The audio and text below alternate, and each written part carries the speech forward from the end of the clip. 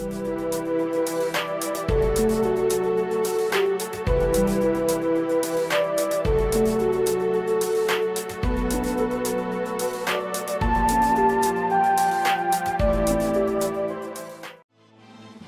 back, everybody. This is the Johnny-Mare, and I am continuing with Final Fantasy II. So last time we went through the Jade Passage, and we got to Pandaemonium, which is the final dungeon in the game. And we stand at basically the major split point of Pandaemonium. So there are 4 particular paths we can take here. They are windy, they have hidden little entrances or invisible walls you can walk through. And what they do is they take you to some special items. And each of the special items is protected by a mini-boss. So first up we have the Genji gloves, protected by our good friend, Zombie Borgin. So he is no longer in human form, now he is a zombie. Because of course we killed him a long time ago. So Zombie Borgin is not, as far as I know, susceptible to either teleport or mini. He is also not susceptible to the life spell, even though he is undead. So all we're going to do is kill him very quickly with physical attacks and also Ultima. He has about 2,500 hit points, so he should go down, as you notice, very quickly. And what Borgin drops is the Genji gloves, or that's what he was guarding. So the Genji gloves are, defense-wise, the strongest gauntlets in the game. But again, they are heavy armor, and so they are going to radically decrease your evasion if you equip them. So I am not going to use them. Now there is a hidden item over here to the east of this particular room. You have to actually head through a secret passage in the wall to find it. And that is the strongest weapon in the game. The legendary Masamune, or Masamune, or however you want to pronounce it.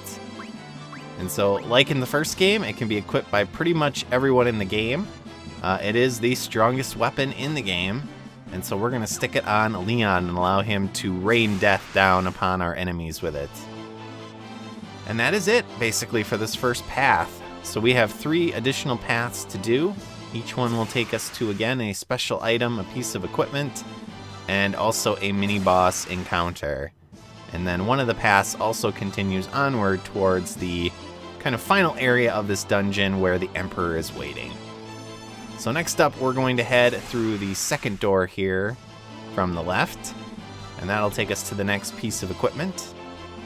So we're going to head to the north, and then we're going to head through this invisible wall here, and we're going to take on one of my favorite bosses in terms of how it looks after getting the Genji helm, and that is Tiamat, or Tiamat.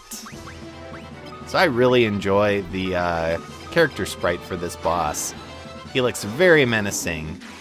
Now he is not, as far as I know, susceptible to mini, but he is susceptible to teleport. So we're going to kill him very quickly, get one last look at him, as he is now going to disappear forever. The 5-headed dragon is gone. Not only did we get the Genji helm, but we also got an elixir from Tiamat as well. So all the Genji equipment is the strongest equipment in the game in terms of defense. So again, we're not going to be wearing it because it weighs a ton, but you certainly can equip your characters with it if you want. We're going to skip this next path because that is ultimately the path we want to use to get to the last area of the game. And we're going to go to the far right path to get to another piece of Genji equipment. You'll notice that the encounter rate is pretty ridiculous in this area. So now we get the Genji armor. And we take on Beelzebub, or Beelzebub, or however you want to pronounce it. Looks like a beetle, so I guess we'll call him Beelzebub. And again, he is susceptible to teleport, so he will not last very long. So now that we've defeated him, we have access to the Genji armor. Again, as I've mentioned, the strongest armor in the game in terms of defense. We also picked up the dragon armor a while ago, and what's unique about the dragon armor is that it does protect you against elemental attacks as well. So if you want to use it, feel free. I am not going to use it because, again, I don't really deal in heavy armor.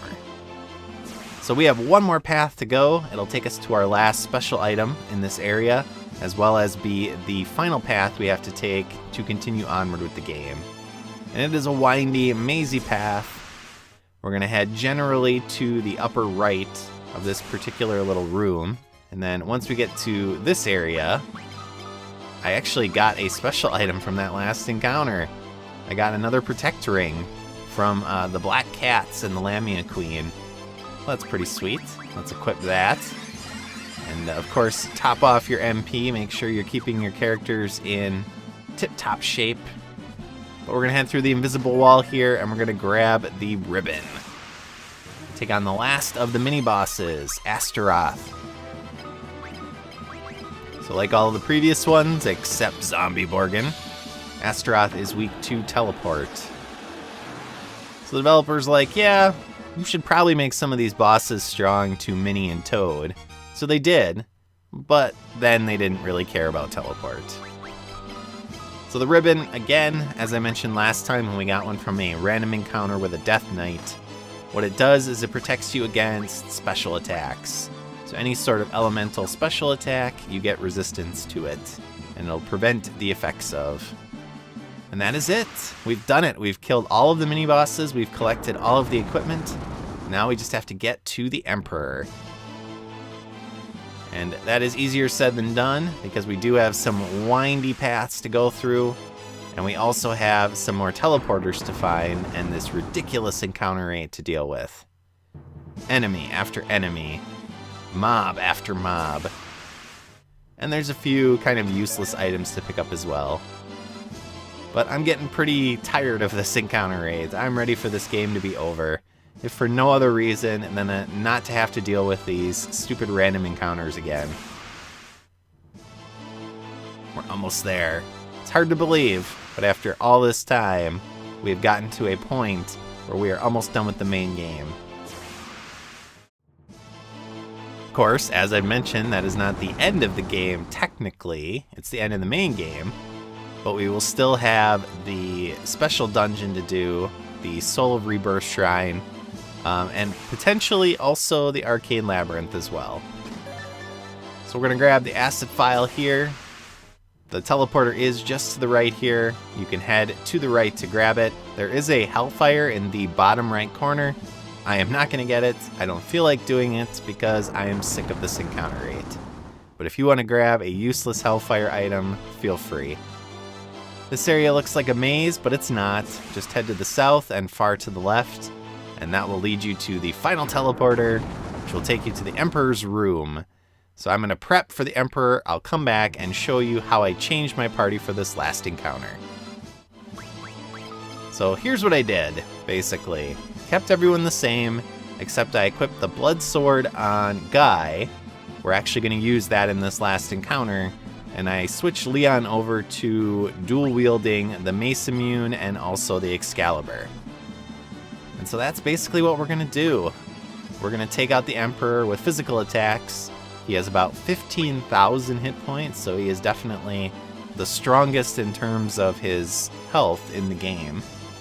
But you'll notice that when we actually take him on, that his 15,000 hit points are not going to last very long.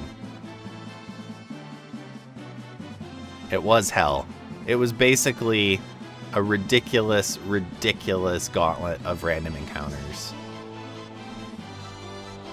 So here we go, taking on the Emperor yet again. So awesome boss music, an awesome looking Emperor, and of course, the developers would not make the Emperor weak to mini or teleport, right? There's no possible way. And you would be right, he is not weak to those. We're gonna have to beat him the old-fashioned way.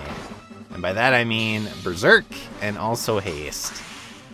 So the thing about the Emperor is he has a special magic attack I hope he uses called Starfall. And then he also has, awesome, here he goes, using that magic attack. And then he also has physical attacks that if they hit you, they can actually heal him. So we're just going to buff our characters physically and take them out fast.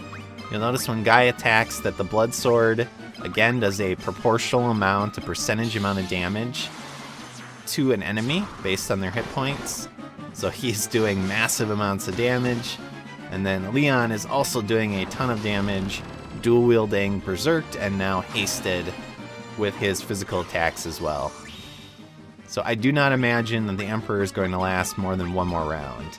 We've done roughly 12,000 hit points worth of damage, so he should be done right now.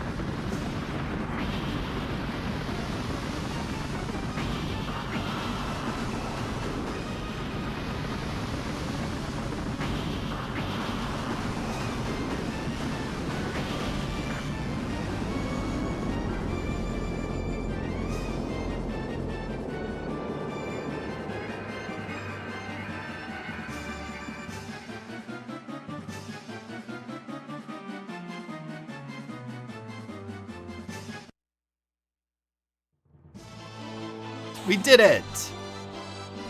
The Emperor is destroyed forever. We never have to take him on ever again in the main game.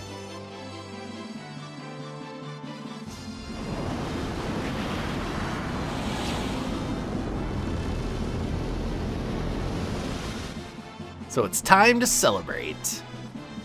We're going to head back to Finn and we're going to bask in the adulation of our, well, the remaining people that are still alive. You'll notice Leon heads over to the right there. He is not coming with us up to Hilda and Gordon.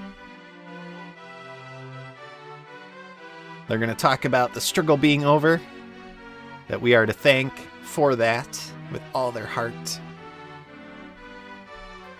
Gordon and Hilda are going to rebuild the world now that the Emperor has been defeated. They're going to make a world worthwhile and worthy of our saving.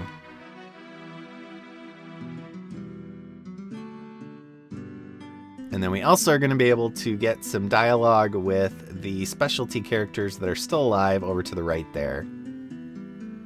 So we have Paul, we have Layla, and we also have Nellie, who we haven't seen in quite a while since we went to Salaman in the Ice Cavern. What have we done, Paul?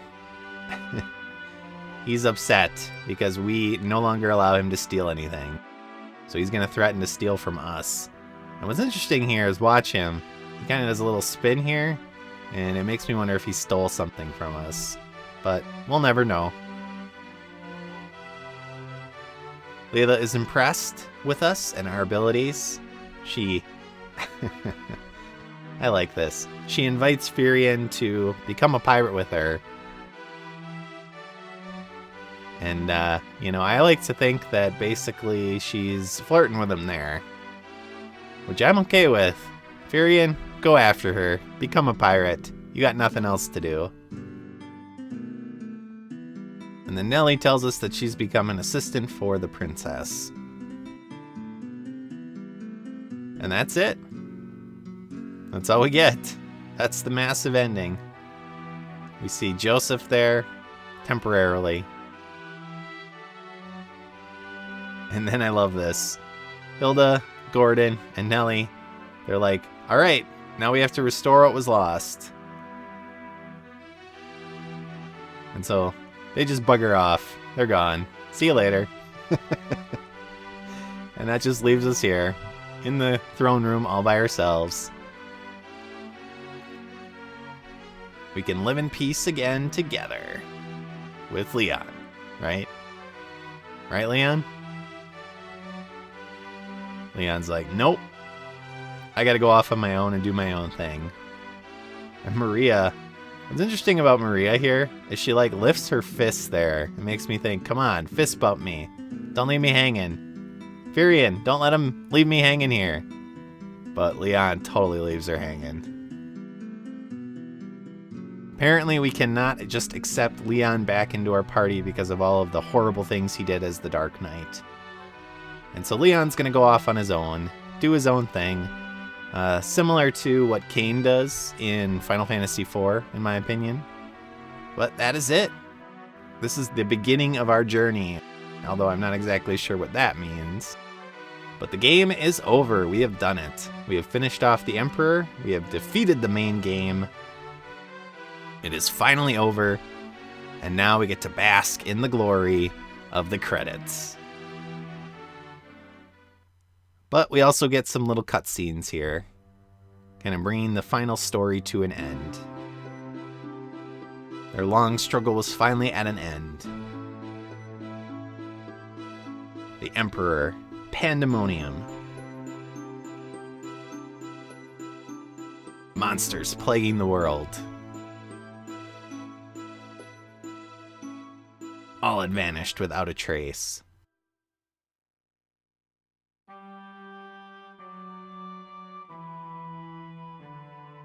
Peace had returned once more. The wounds of the war would mend, and the memory of those bitter days would fade.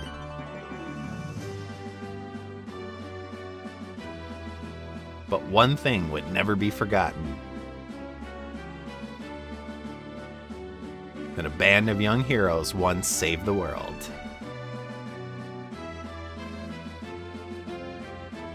And that is Final Fantasy II.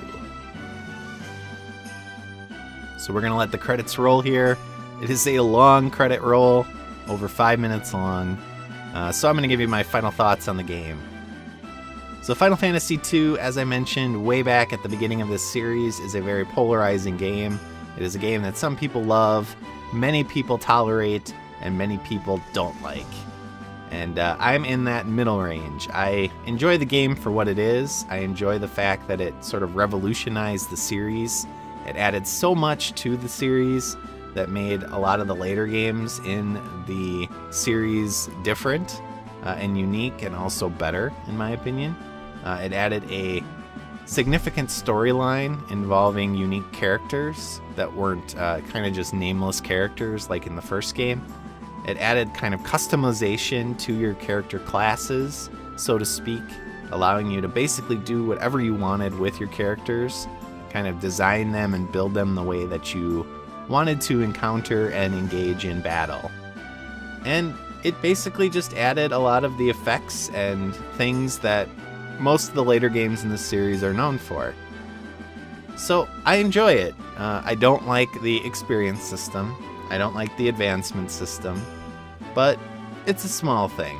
That and the encounter rate being so high, that is something that you just kind of have to deal with in these early Final Fantasy games.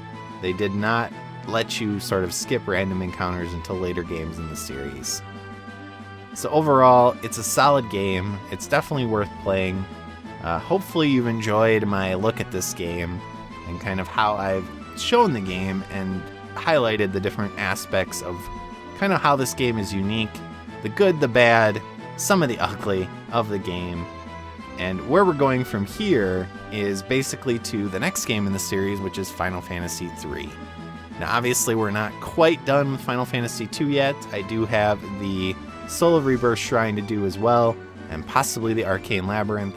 I'll be getting to those over the next few episodes, but once we're done with those, we'll be heading on to Final Fantasy III eventually. So as always, viewers, I hope you enjoyed this experience. I hope you enjoyed the game. We are now at the end of the main game. We have defeated the Emperor finally, once and for all. Well, we might have one more encounter with the Emperor. I guess a little bit of spoilers there. But we're done with our main cast of characters. We're finished with Firion, we're done with Maria, Guy, and also Leon, unless I come back and do the Arcane Labyrinth. So as always, viewers, thank you for watching. Enjoy the rest of the credits, and once you're finished, make sure to save your game as a clear save file, and do not save over your regular file. Hopefully you learned that from Final Fantasy I, for those of you that asked me about that experience with the extra dungeons in that game. They did actually fix that in this game. I think you can restart from a clear save in this particular game. But, you know, just don't do it. Always save to a new file. And I will see you next time as we go on and do the Soul of Rebirth Shrine. Thanks for watching. See y'all next time. So long.